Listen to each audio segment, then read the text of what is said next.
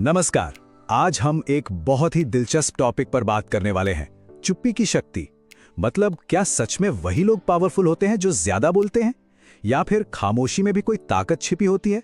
चलिए आज इसी सवाल की तह तक चलते हैं। तो सबसे पहला और बड़ा सवाल यही है, क्या शांत रहना एक तरह की कमजोरी है? हमें अक्सर यही लगता है ना कि जो कमरे में सबसे ज्यादा बोल रहा है, सबसे ज्यादा आवाज कर रहा है, सारा पावर उसी के पास है। पर आज हम इसी सोच को थोड़ा चैलेंज करने वाले हैं।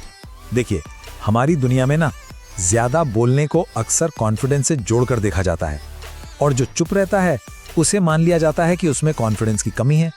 लेकिन क्या ये हमेशा सच होता है? कहीं ऐसा तो नहीं कि हम चुप्पी की असली ताकत को समझ ही नहीं पा रहे हैं? तो चलिए सबसे पहले इसी भ्रम को तोड़ते हैं कि ज्यादा बोलना बेहतर है या फिर सार्थक बोलना। इन दोनों में फर्क क्या है और कौन सी चीज ज्यादा असर डालती है?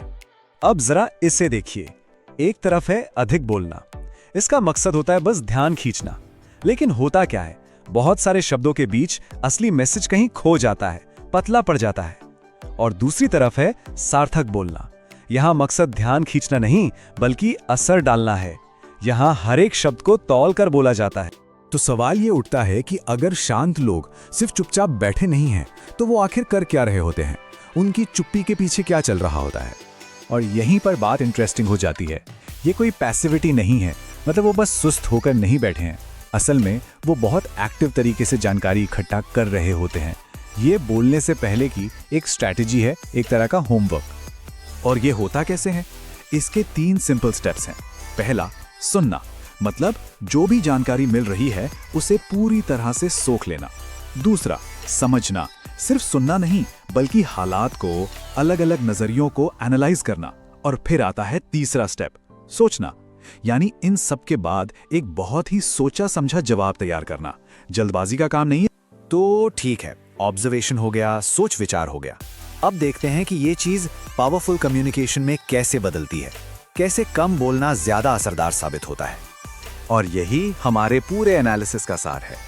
देखिए, शांत लोग बोलने से पहले चीजों को बहुत गहराई से देखते परखते हैं, और इसी वजह से जब वो बोलते हैं तो उनके शब्दों का वजन, उनका असर दूसरों से कहीं ज्यादा होता है।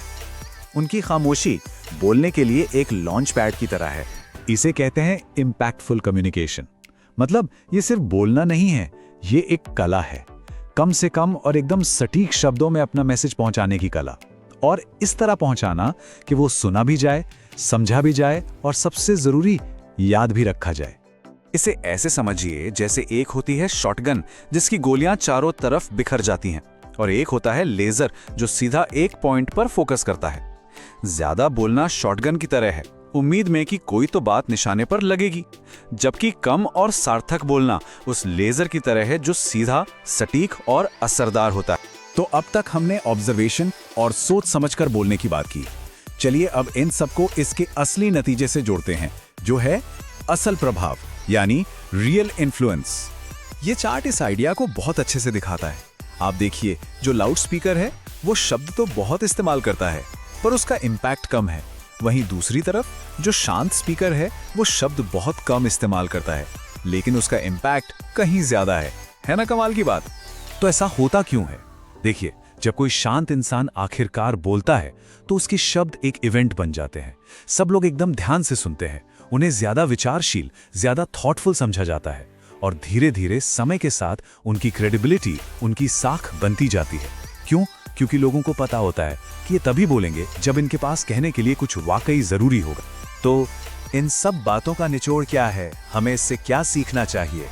सबसे बड़ी बात यह है कि हमें चुप्पी को देखने का नजरिया बदलना होगा। चुप्पी का मतलब यह नहीं है कि वहां कुछ है ही नहीं। चुप्पी दरअसल वो जगह है जहां असली सोच, असली इरादा और असली स्ट्रैटेजी बनती है। ये खालीपन नहीं, तैयारी है। तो अब ये सवाल हमारे सोचने के लिए है कि हम अपनी चुप्पी की शक्ति का इस्तेमाल कैसे करेंगे, क्योंकि असली पावर सिर्फ बोलने में नहीं है। असली पावर ये जानने में है कि कब बोलना है, क्या बोलना है, और शायद सबसे जरूरी, कब चुप रहना है।